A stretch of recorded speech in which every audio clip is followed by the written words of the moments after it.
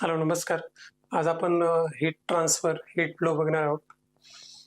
Heat transfer ही exactly आपण कोणत्या form मध्ये बघणार आहे. समजा कोणता स्टीम पाईप घ्या, एखादा हॉलो पाईप घ्या, त्यातनं एक ठराविक विशिष्ट वेळेपर्यंत जर हीट पास केली तर तेवढ्या कालावधीमध्ये किती हीट लॉस होते हे काढण्यासाठी आपण फुरियर लॉचा वापर करतो.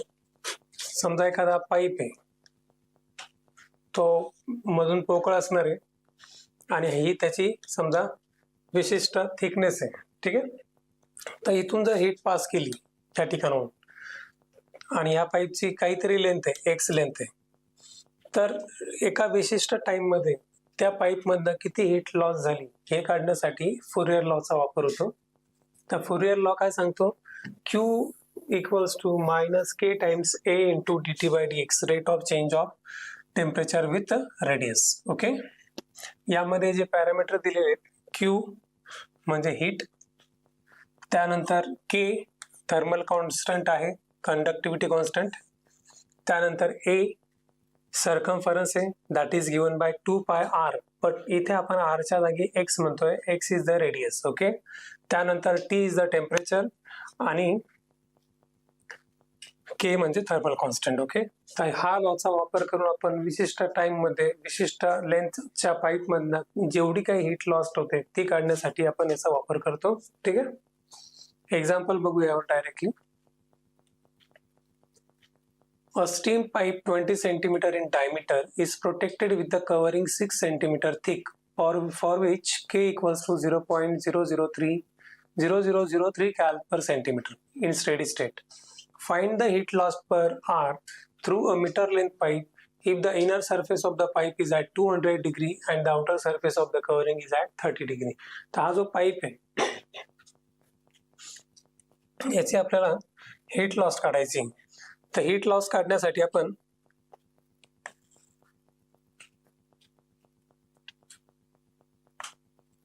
फिगर कंपल्सरी नाहीये, पण फिगर काढल्यानंतर तुम्हाला इमॅजिन करायला सोपं जाईल.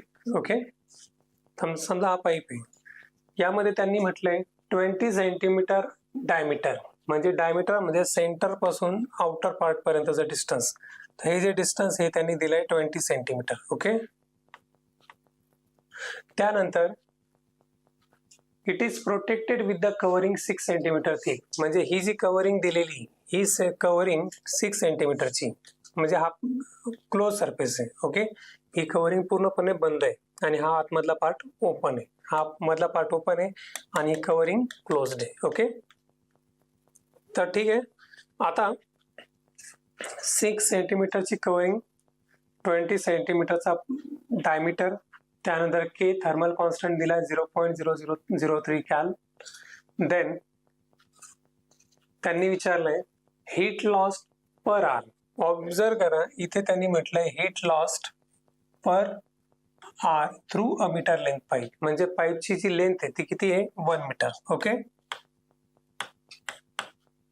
आणि पर आवर विचारले तर आपण काय करणार आहे, जे काय आन्सर आहे ते पर सेकंड मध्ये काढणार. ठीक आहे. आणि पर सेकंड मध्ये काढल्यानंतर त्याला कन्वर्ट करणार पर आवर मध्ये. ओके. मग पर सेकंड टू पर मिनिट आणण्यासाठी 60 मल्टिप्लाय करायचा आणि per minute to per hour काढण्यासाठी 60, म्हणजे सेकंड पासून आवर्स पर्यंत येण्यासाठी तुम्हाला 2 वेळा 60 मल्टिप्लाय करावे लागतील.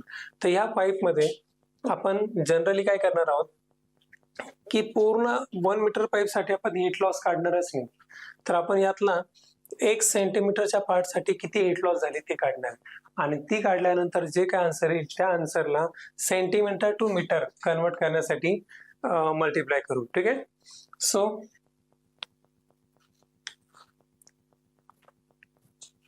स्टार्टिंगला आपण घेऊयात inner statement of the Fourier law. So by Fourier law the statement is Q equals to minus K times circumference into rate of change in temperature with the radius. Okay. हे झालं तुमचं statement. यामध्ये ए ची value आपल्याला माहिती, ए काय असतो 2 पाय आर, बट आर म्हणजे रेडियस आहे. इथे रेडियसला आपण एक्स म्हणतोय, म्हणजे इथे आपण एक्स काय घेणार, आपलं आर काय घेणार X. So Q equals to minus K times 2 pi X into dt by dx. Okay, आता इथे आपण व्हेरिएबल सेपरेबल फॉर्म करून डिफरन्शियल इक्वेशन लिहूयात. क्यू कॉन्स्टंट आहे, 2 पाय कॉन्स्टंट आहे, के कॉन्स्टंट आहे, कोणत्याही साईडला ठेवा. आपण लेफ्ट साईडला ठेवू, क्यू अपॉन 2 पाय के लेफ्ट साईडला ठेवले. ते ठेवल्यानंतर मायनस के राईट साईडला, मायनस राईट साईडला, आणि dx ला सुद्धा इकडे पाठवून देऊ. dx या साईडला आला आणि त्या साईडला असेल फक्त मायनस dt. ओके, बघा ऑब्झर्व करा, 2 पाय की खाली पाठवला, कॉन्स्टंट आहे कुठेही ठेवा, डझंट मॅटर. मायनस तसाच, dt पण तसाच, dx ला त्या साईडला पाठवलं. आता हे तुमचा व्हेरिएबल सेपरेबल फॉर्म आहे, ठीक आहे. व्हेरिएबल सेपरेबल फॉर्म आल्यानंतर आपण इंटिग्रेट करतो, पण इंटिग्रेट करण्याआधी आपण काय करूयात, आपण इथे पाईपचं inner radius, outer radius, inner temperature आणि आउटर टेम्परेचर काढून घेऊ. ओके, मग इनर टेम्परेचर त्यांनी दिलेले बघ, inner surface is at 200 degree, म्हणजे या ठिकाणी जो सरफेस आहे तो किती आहे 200 डिग्री, आणि outer surface of the covering is at 30 degree, म्हणजे ही कव्हरिंग जी आहे त्याच्या बाहेरून टेम्परेचर आहे 30 डिग्री. तर इनर 200, आउटर 30. त्यानंतर इनर रेडियस, आता इनर रेडियस काढायची आपल्याला माहिती, इथून शेव टोकापर्यंत, म्हणजे हे जे डिस्टन्स आहे, हे डिस्टन्स तुमचं किती आहे 20. मग 20च्या हाफ म्हणजे इनर रेडियस झाली. तर इनर रेडियस ही कशी काढणार, सेंटर पासून आउटर पार्ट पर्यंत. तर इनर रेडियस जी आहे ती असेल तुमची 20च्या हाफ, म्हणजे इथून इथपर्यंत. आणि आउटर रेडियस जी काढू आपण, ती असणार आहे, सॉरी, हा 6 आणि हा जो 20, तर 20च्या हाफ. ओके, सो 20च्या हाफ किती झाला 10. सो इनर रेडियस आली तुमची 10, आणि आउटर रेडियस काढण्यासाठी 10 प्लस तो थिकनेस बघावा लागेल. तो थिकनेस तुमचा किती आहे 6. So 6 plus 10 16 centimetre. सो इथे आपण घेणार इनर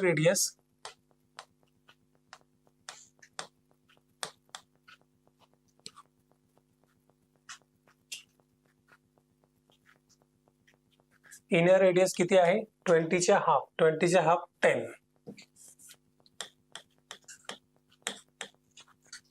त्यानंतर इनर टेम्परेचर आहे 200. नंतर आउटर रेडियस म्हणजे काय, सेंटर पासून आउटर पार्ट पर्यंतचा डिस्टन्स, बरोबर. आता सेंटर तुमचा इथे, बरोबर, इथून तर इथपर्यंतचा डिस्टन्स किती आहे 20च्या हाफ म्हणजे 10. ते 10 आणि हा 6 किती झाला 16, म्हणजे आउटर रेडियस किती झाली 16 सेंटीमीटर. आणि आउटर टेम्परेचर त्यांनी दिले आहे 30.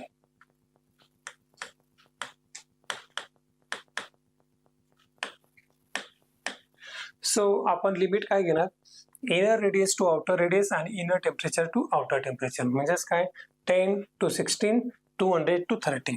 याचं इंटिग्रेशन काढताना आपण हे लिमिट वापरणार, ठीक आहे.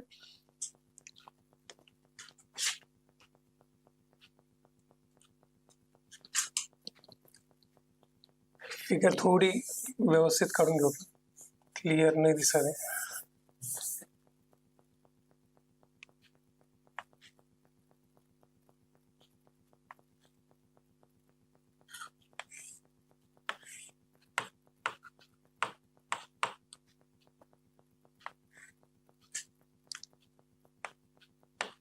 हा 6 आहे आणि हा 20.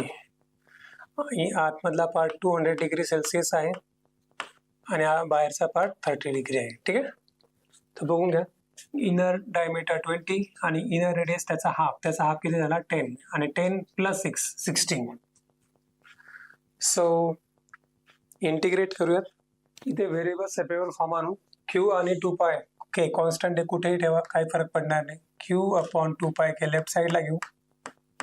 आता dx आणि x लेफ्ट साईडला आणूयात. x जर इकडे आणला तर इट इज 1/x dx, आणि त्या साईडला फक्त असेल dt. हा झाला तुमचा व्हेरिएबल सेपरेबल फॉर्म. ओके. आता इकडे त्यांनी जसं दिलंय की इनर डायमीटर 20 सेंटीमीटर आहे, मग आपल्याला इनर रेडियस काय मिळणार? 20च्या हाफ. 20च्या हाफ किती असणार आहे? 10. म्हणजे 10 झाला तुमचा inner radius. Okay, inner radius. So इथे आपण लिहू x इक्वल्स टू 10. ही झाली इनर रेडियस. ओके. त्यानंतर आउटर रेडियस कशी काढायची? तर इनर रेडियस प्लस थिकनेस म्हणजे सेंटर पासून आउटर पार्ट पर्यंतचा डिस्टन्स, म्हणजे इथून ते डायरेक्ट आउटर पार्ट पर्यंत. आपल्याला माहिती आहे इथून आतमधल्या सर्कल पर्यंतचा डिस्टन्स 10 आहे आणि तो 10 आणि हा 6 किती झाला? 16.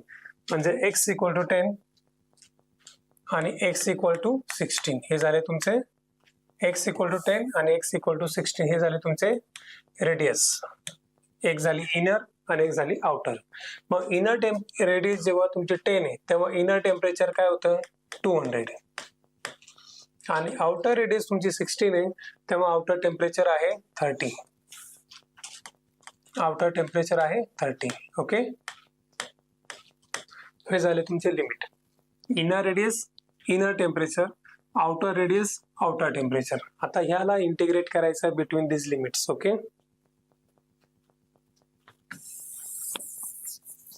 so q upon 2 pi k constant as it is, integral 10 to 16 1 upon x dx and integral 200 to 30 dt.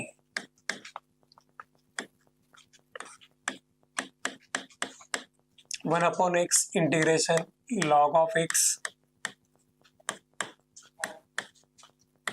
and integration of dt t. Now put upper minus lower limit. Upper limit काय आहे? 16. So it is log 16 minus log 10. आणि तिकडे upper limit आणि lower limit आहे 30 minus 200. आता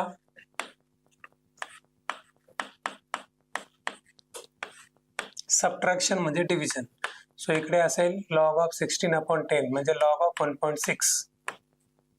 okay, आणि इकडे 30 minus 200 is minus 170. Minus minus plus म्हणजे इकडे 170 येईल लेफ्ट हँड साइडला. Okay, now to find out Q, 2 pi के आपण त्या साइडला घेऊयात. 2 पाय के आपण त्या साइडला घेऊ. So Q equals to 170 multiplied by 2 pi k multiplied by upon log 1.6. आता ह्याची व्हॅल्यू जर तुम्ही पाहिली पूर्णपणे कॅल्सीवर टाका आणि याची व्हॅल्यू काढा तर तुम्हाला लक्षात येईल ही व्हॅल्यू तुम्हाला जवळपास कॅल्सीवर येते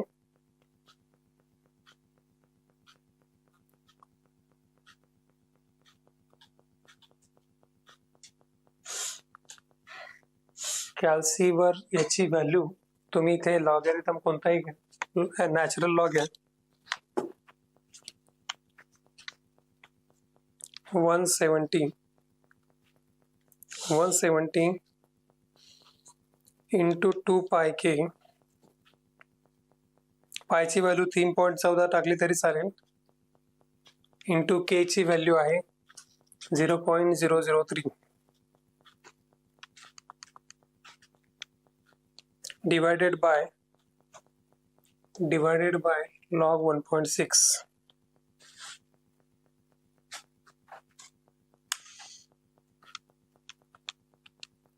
$1.5698 हे झालं त्याचा आन्सर. ओके,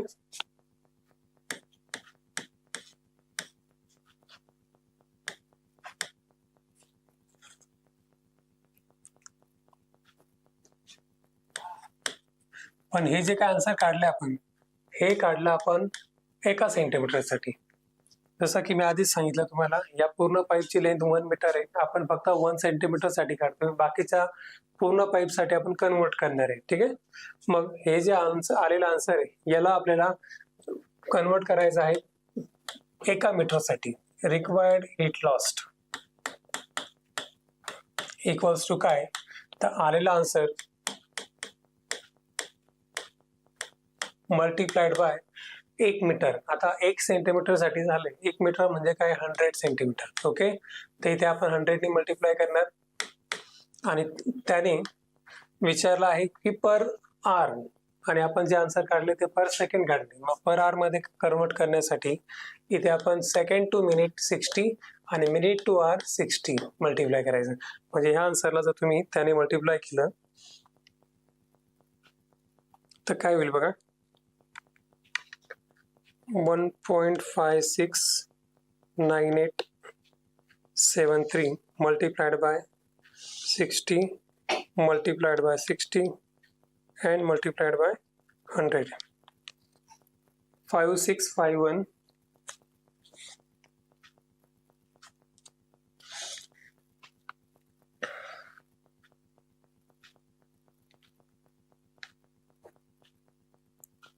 हे आन्सर आपलं थोडं करेक्ट करावं लागेल.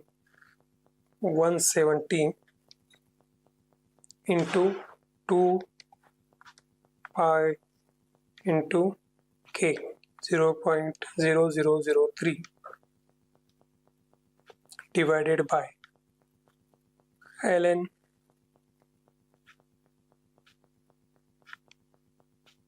1.6.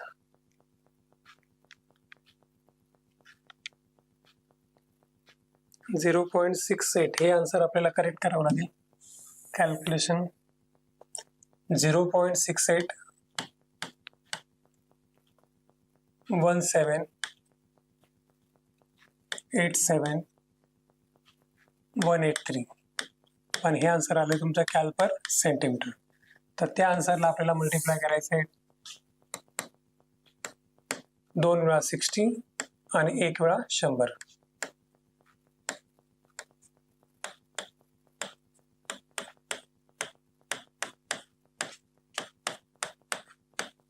हे दोनदा 60 का, कारण सेकंड टू मिनिट आणि मिनिट टू आर आणि 1 सेंटीमीटर साठी सॉल्व्ह केलंय आणि आपल्याला 1 मीटरचा पाईप आहे, therefore 100 centimetre multiply by 100. Okay, so इथे जर मी मल्टिप्लाय केलं या आन्सरला,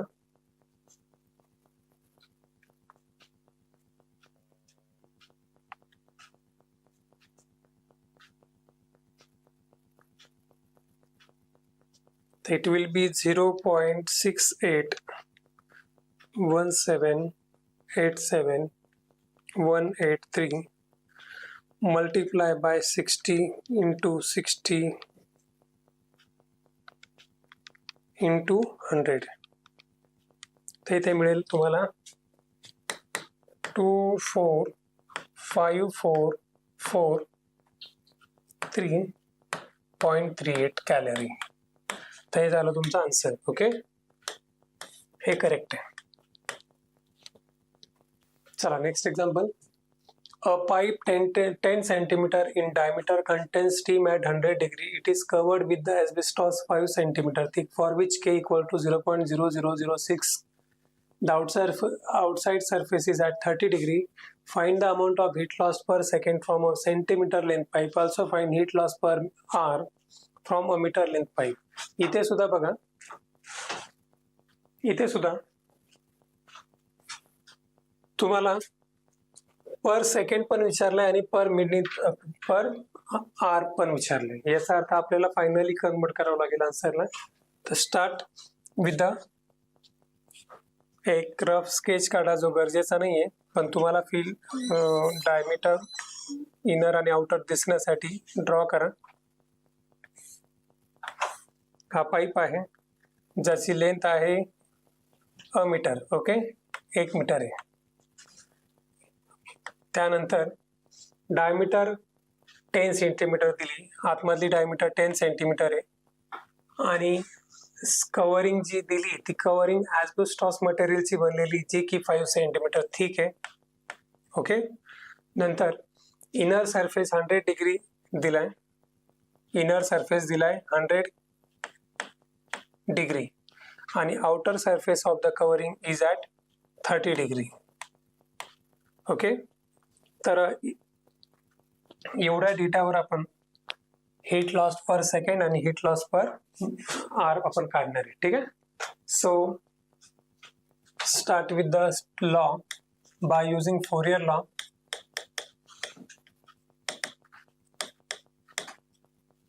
Q equals to minus K times A into dt by dx. A म्हणजे circumference, that is minus K into 2 pi x dt by dx, where x is the radius. इथे variable separable form आणायचा आहे. 2 pi k constant बाजूला घ्या. 2 pi k left साइडला पाठवला. x आणि dx ला लेफ्ट साइडला आणा. x will be 1 upon x, dx is as it is, आणि dt त्या साईडला एकटा राहील. ओके, तो झाला तुमचा variable separable form. Variable separable form आल्यानंतर आपण इंटिग्रेट करणार between the limits x and limit t. आता x आणि t चे लिमिट काढायचे आहेत आपल्याला. ठीक आहे.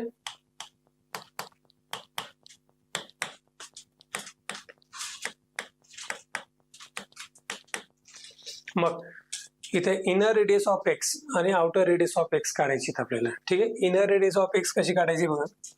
आता इनर डायमीटर तुम्हाला दिली आहे 10, तर 10 चा हाफ किती झाला 5. So inner radius will be 5. आणि आउटर रेडियस कशी काढायची. आउटर रेडियस कशी काढायची, तर आउटर जी थिकनेस आहे ती थिकनेस प्लस इनर रेडियस ही झाली तुमची आउटर रेडियस. एवढी सेंटर पासून आउटर पार्ट पर्यंतचं डिस्टन्स. तर 5 plus 5 10. So outer radius will be 10. नंतर इनर टेम्परेचर 100 दिले आणि आउटर टेम्परेचर 30 दिले. ओके, हा झाला तुमचा गिवन डेटा.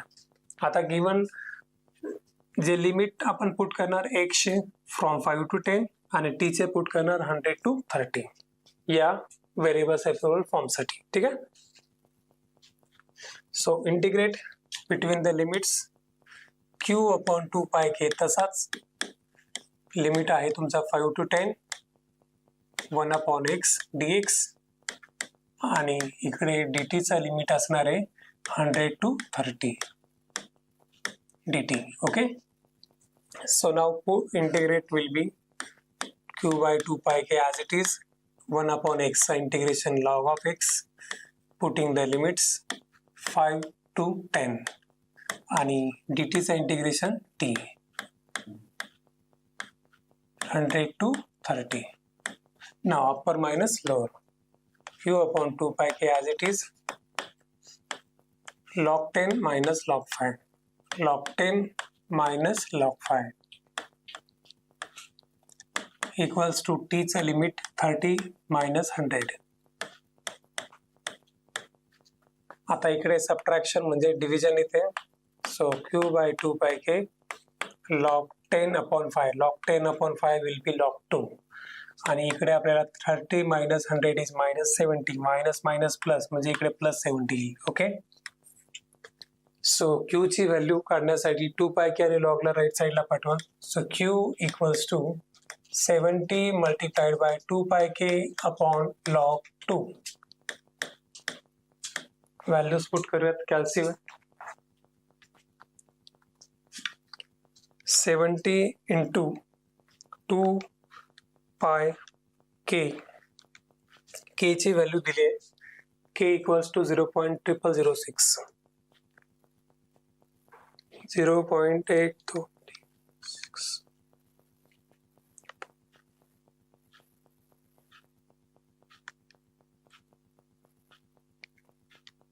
0.69, 0.6931 4718. पण हे जे आन्सर आले हे काय झाले, कॅलरी पर सेंटीमीटर आले. आता आपल्याला त्यांनी आणखी एक विचारले आन्सर, कोणतं, कॅलरी पर सेंटीमीटर पण काढा, पर सेकंड पण काढा आणि पर आर पण काढा. ठीक आहे.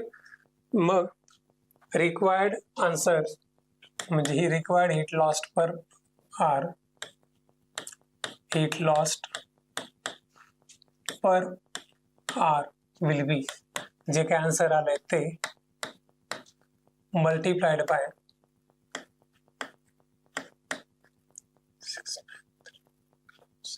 मल्टीप्लाइड बाय इकडे पर सेकंड काढले, मग पर आवर मध्ये जाण्यासाठी किती वेळा 60 घ्यायचे? 2 वेळा. आणि मीटर मधले, मीटर म्हणजे 1 मीटर, सो 1 मीटर म्हणजे 100 सेंटीमीटर. तर answer multiplied by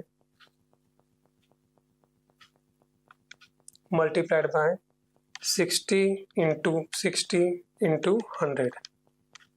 so answer finally मिळेल तुम्हाला 249532.9 कॅलरी पर आवर. ओके, ते झालं तुमचं रिक्वायर्ड फायनल आन्सर.